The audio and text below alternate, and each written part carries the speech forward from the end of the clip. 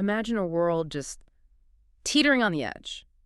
You've got ancient prophecies smashing up against modern politics, individuals with terrifying power. And battling their own demons. Absolutely. That's the landscape we're diving into today. It's a world in, well, profound upheaval. Truly.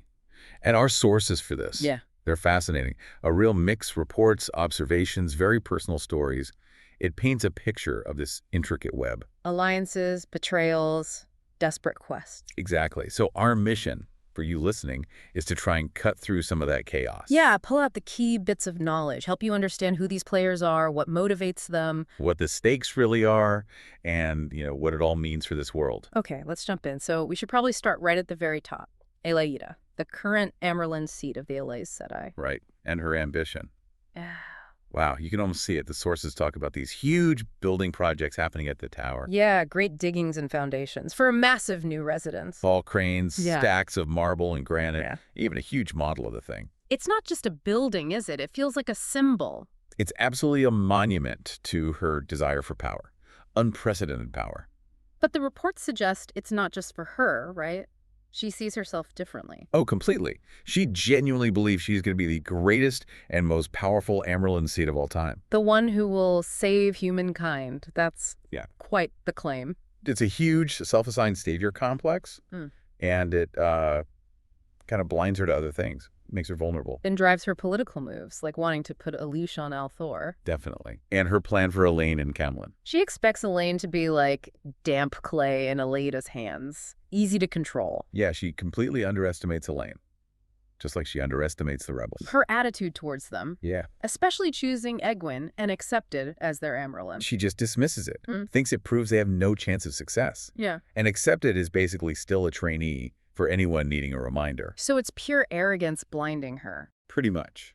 Contempt for their status means she doesn't see the real threat they pose. And right there, almost beside Elaida. Alviarin, the Keeper of Chronicles. Yeah, and Elaida seems really irritated by how much power Alviarin seems to have. But the really chilling thing, the sources reveal she's Black Aja. Secretly serving the Great Lord of the Dark. And the Chosen.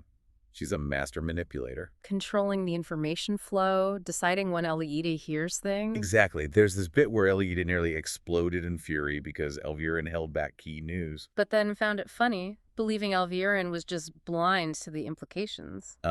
It shows just how insidious the Shadow's influence is, right at the top. So while Elaida is building her monument, far away in Saladar, you have the rebels. Facing their own challenges.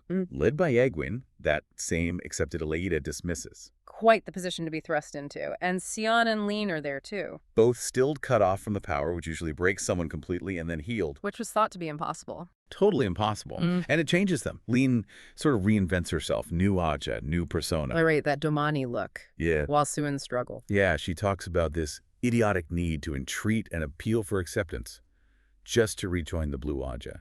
It really shows how devastating stilling is. Makes their healing even more incredible. But inside the Rebel Hall, things aren't smooth. Not at all. Even with the world ending, you've got these very human problems, tension between sitters like Ramonda and Elayne. Arguing over money, military pay. Yep. It's almost darkly funny, isn't it? Facing apocalypse, but squabbling over budgets. And underlying it all, this constant distrust, suspicions about Elaida's spies. It fosters this paranoia that honestly probably hurts them more than Elaida does sometimes. Internal divisions, they can be deadly. Absolutely. And speaking of deadly, the secrets they're keeping. Oh, huge secrets, like having Moghedien, one of the Forsaken, the Chosen, in prison. If that got out. Disaster. Moghedien would be executed instantly, and Egwene, Sion, Elayne, they'd be stripped of their positions. Lucky if that's all. For hiding one of the Forsaken from justice, yeah. It really makes you think, doesn't it? In a world full of secrets, how much does hiding the truth actually shape events?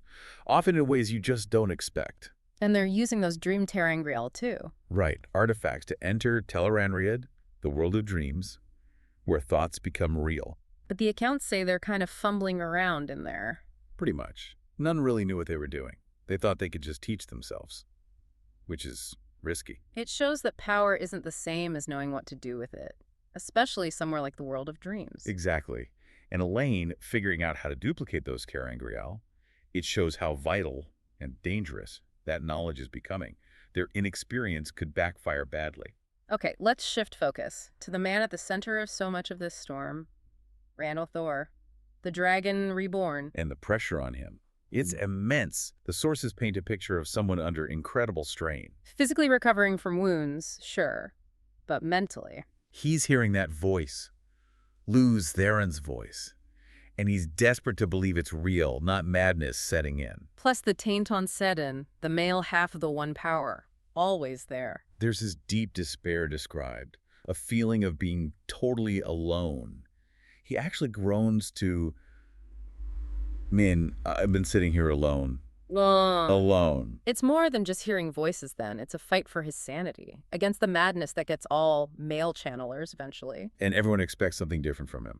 All those titles. Carakarn to the Ale, Coromor to the Sea Folk, King of Ilion now too. It's a staggering amount of prophecy and expectation heaped on one person. And something really interesting comes out about his decisions. They're often driven by promises. Yeah, even promises he makes just to himself. There's this grim determination to do what he thinks he has to do, no matter the cost. After one battle, he's apparently found muttering about it.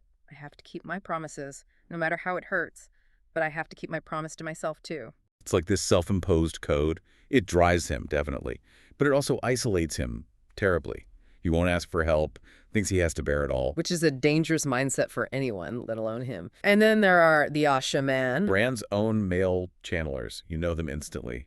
Those black coats. With the blue and gold dragons on the sleeves. Yeah. Very distinctive. And formidable. They can travel, create gateways. Moving whole armies instantly. Exactly. And they can shield Aes Sedai from the power.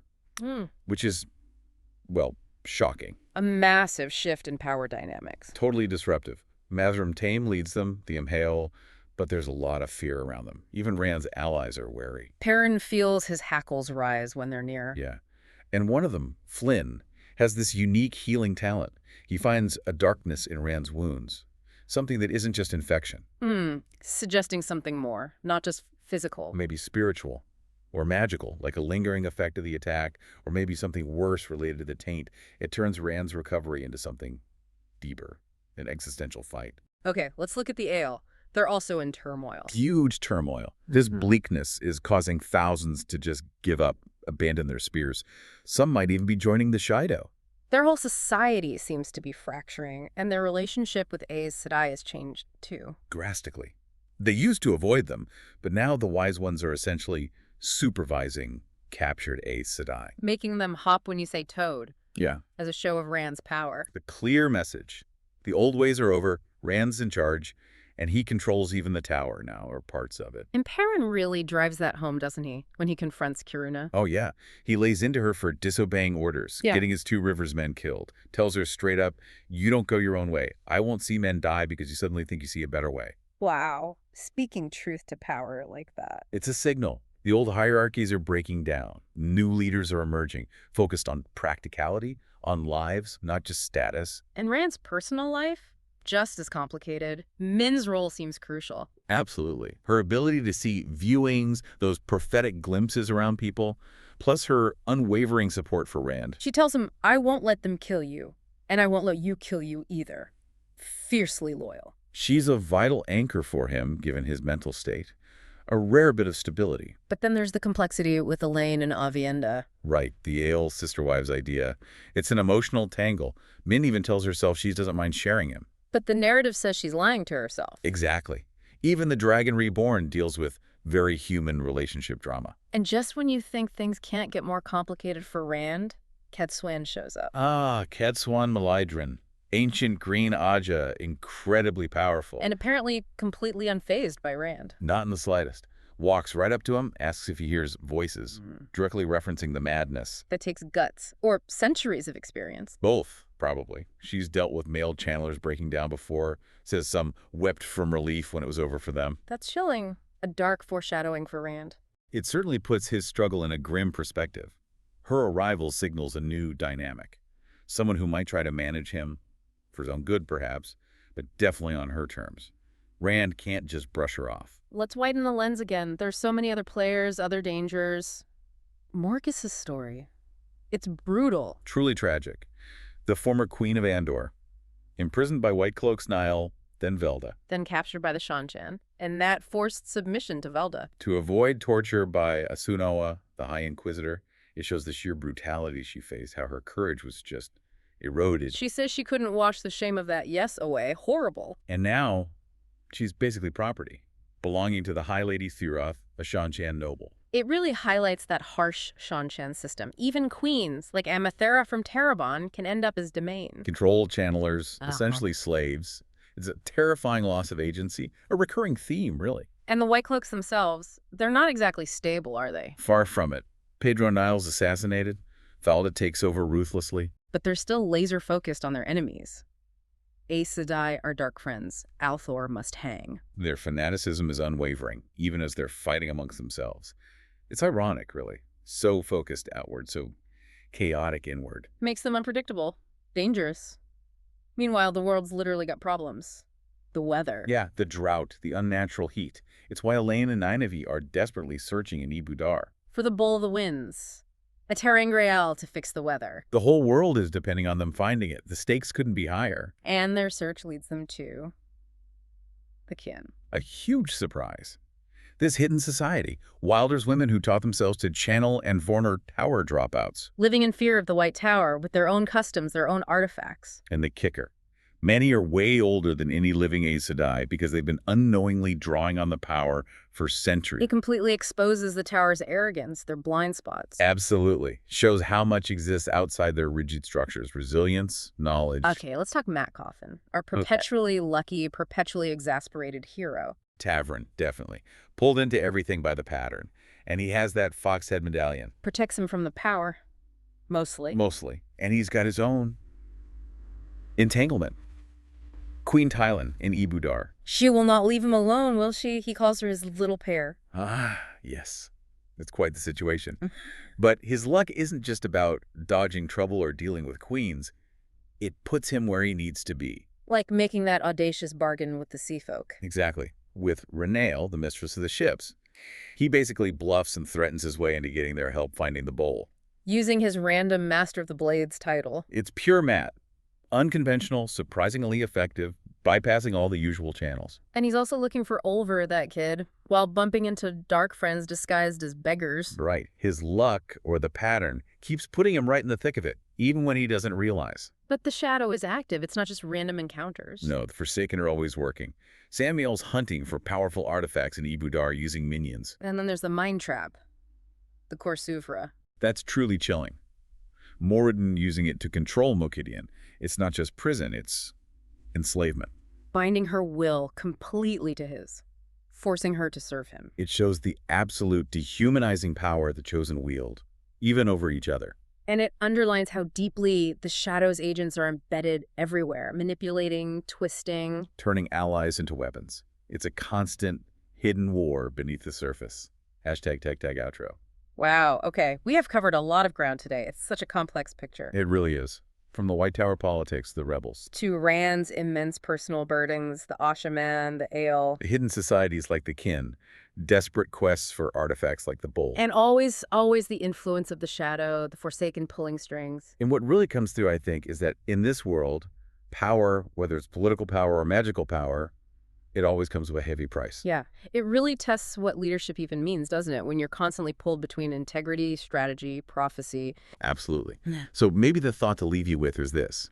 In a world like that, where the stakes are literally existence itself, what actually gives a leader the right, the authority to make those crushing decisions? Is it prophecy? Raw strength? Cunning? Or maybe something more human, like loyalty? Right. Or just sheer willpower, those promises Randa makes? And what do you think is ultimately the most dangerous force at play here? Is it the obvious, raw power? Yeah. Or the hidden manipulation? Or maybe just human nature itself cracking under all that extreme pressure? Something to chew on. We'll leave you with that thought until our next deep dive.